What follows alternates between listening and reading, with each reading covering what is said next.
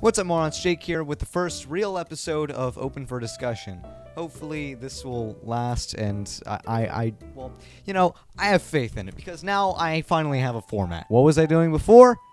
I'll probably delete those videos, so you probably will never know. That being said, today I'm going to go on a little speech about something that I just experienced, and I think is something that's worth sharing. Now, I just got back from Disney World, the happiest place on Earth, a land of hopes, dreams, and wonder. It's an amazing place, unless you're with your family. Then it's kind of horrible. From just walking around to riding the rides to seeing the characters, it's just a truly mesmerizing experience. And people will shell out hundreds of dollars just to go there for a few days. Even though I've been like a lot of times, there's still always something new about it. Which leads me to the topic of today. Ready Player One is a movie that's coming out in 2018. I don't know when the hell the date is exactly, but it's being directed by Steven Spielberg, who I believe is the perfect person to helm this project. When I first heard about it, I was thrilled, and now that Comic-Con has come around and there's a trailer for it finally, I am just...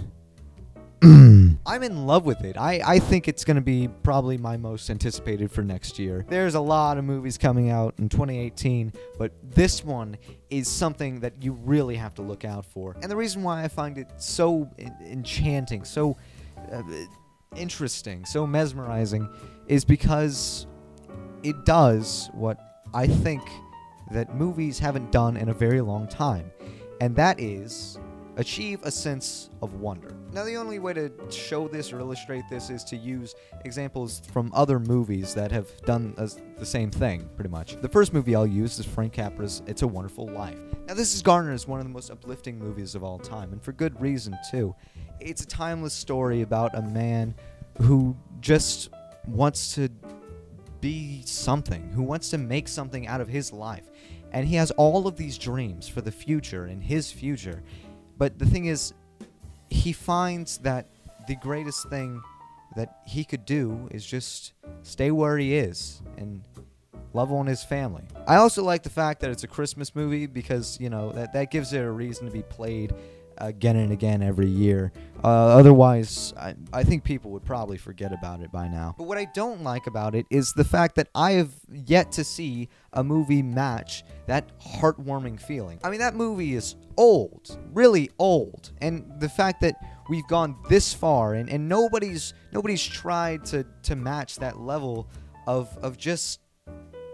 I don't really know what the word is per se, but I'm always so happy after watching it. And another movie that makes me happy is Back to the Future. Now, I didn't see this movie as young as a lot of other people did, but as soon as I saw it, I instantly loved it. I mean, it's a movie about time travel from the 80s that hasn't dated hardly at all. I mean, there are things like the fact that it's past 2015 and we don't have flying cars, but the reason why it's so easy to watch that movie is because everything from the whimsical score to the ever-quotable dialogue to just the new, inventive, fresh ideas that you got from that movie.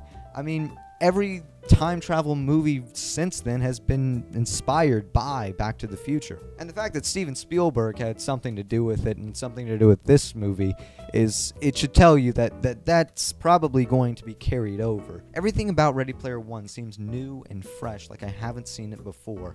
I mean, you could draw some comparisons to other movies, but I watch this and I can't see anything really that matches this level of just weird. And I mentioned score earlier. I don't know like what the actual score of this movie is, but I have to tell you, the pure imagination that got me so hyped up. Which leads me to the third movie, Willy Wonka and the Chocolate Factory. Now, Willy Wonka is a classic. I've watched it so many times and it never gets old. There's no other movie that I could really say captures such wonder and amazement. I mean, sure, nowadays with our technology, we could just throw a bunch of stuff at the screen, a bunch of CGI, a bunch of nonsense, in my opinion, you know, the Tim Burton one. But I don't know if it's the score or Gene Wilder just looking so gosh darn whimsical all the time, but the movie inspires you to imagine,